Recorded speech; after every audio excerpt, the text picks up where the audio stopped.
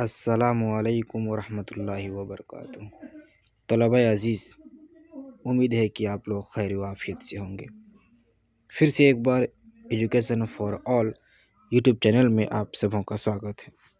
جیسا کہ آپ سبوں کو معلوم ہے، ہم لوگ کلاس 10 کا اردو پڑھ رہے ہیں، اور کلاس 10 کے اردو میں ہم لوگ افسانہ کو پڑھ رہے ہیں، اور یہ افسانہ میں جو افسانہ ابھی ہم پڑھیں گے اس کا نام ہے فرار، اور یہ چیپٹر تیسرا ہے۔ اس کے پہلے ایک ہی افسانہ پڑھایا گیا جس کا نام تھا بھابھی جان، اور اس کے پہلے ہم لوگ حمد خدائے عز و جل پڑھے تھے۔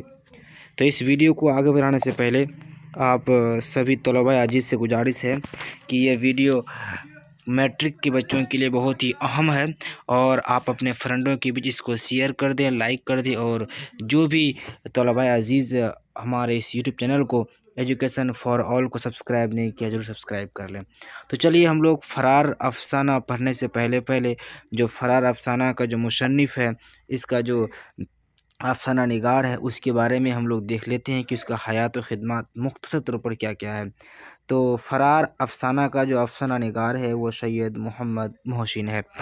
تو آئیے ہم لوگ سید محمد محسن کے بارے میں پڑھتے ہیں کہ سید محمد محسن کا شمار اردو کے اہم یعنی مکھیہ افسانہ نگاروں میں ہوتا ہے، یعنی افسانہ لکھنے والوں میں ہوتا ہے۔ وہ نفسیات کے پروفیسر تھے، اور نفسیات ان کا خاص موضوع تھا۔ تو سید محمد محسن نفسیات کے پروفیسر تھے، اور نفسیات ہی اس کا خاص موضوع تھا۔ اس بات کو طلبہ عزیز یاد رکھنے کی ضرورت ہے کہ سید محمد محسن نفسیات کے پروفیسر تھے۔ ان کے افسانوں کا ایک مجموعہ یعنی شنگرہ انوکھی مسکراہٹ اردو دنیا میں کافی مقبول و معروف ہوا، یعنی بہت ہی پرسدھ ہوا۔ تو سید محمد محسن کا جو افسانوں کا جو ایک شنگرہ ہے یعنی مجموعہ ہے، اس کا نام ہے انوکھی مسکراہٹ۔ یہ اردو دنیا میں کافی مقبول ہے۔ اس مجموعے کے بیشتر کہانیاں نفسیاتی نوعیت کی ہے، یعنی جو انوکھی مسکراہٹ میں جو ادھکتر کہانیاں ہیں وہ نفسیات کے نوعیت کا ہے، کیونکہ پروفیسر محمد محسن جو ہے وہ نفسیات کے ہی پروفیسر تھے، تو اسی نوعیت کی یہ کہانی لکھی ہے۔ آگے بڑھتے ہیں۔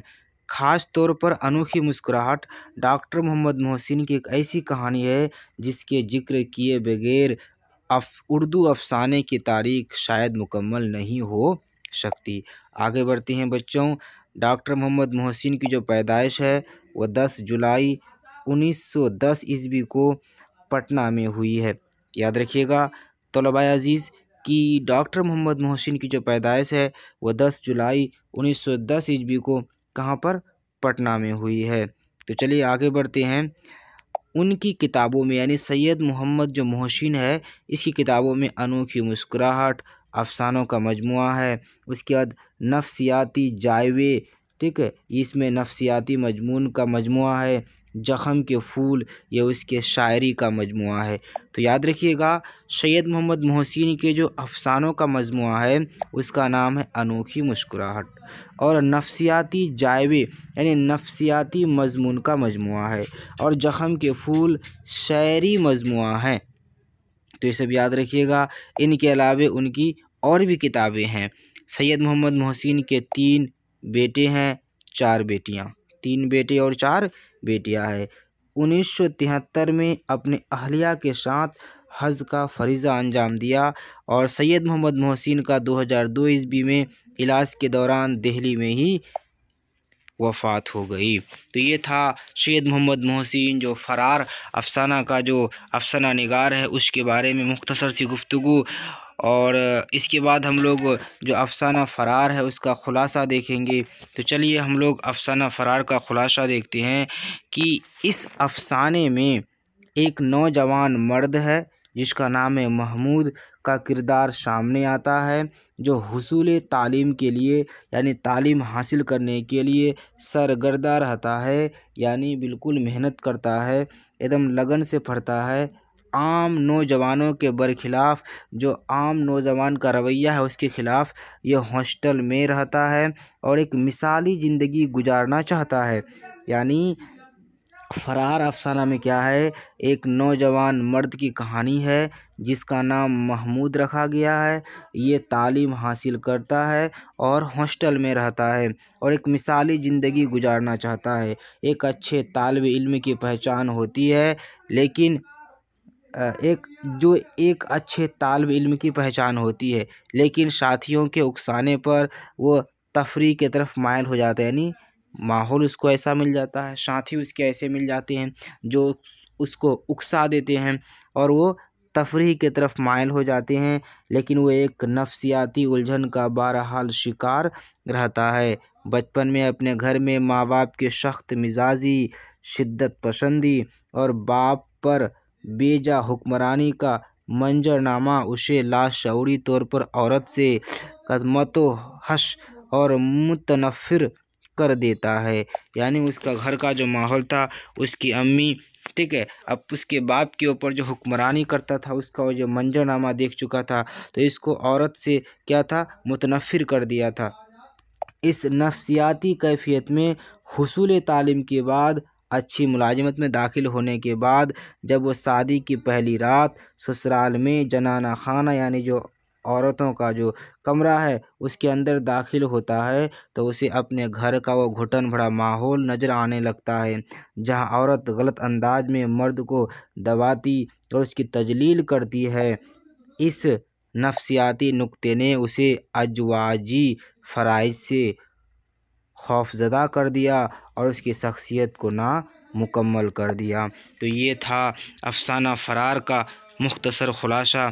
اب طلباء عزیز، ہم لوگ اس چیپٹر میں فرار یعنی نامی چیپٹر میں جو مختصر ترین سوالات ہیں اس کو بھی ہم لوگ دیکھ لیتے ہیں۔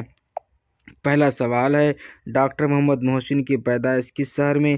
آپ کو ہم محسن کے حیات و خدمات میں بتا چکے ہیں کہ اس کی جو پیدائش ہے پٹنہ میں ہوئی ہے۔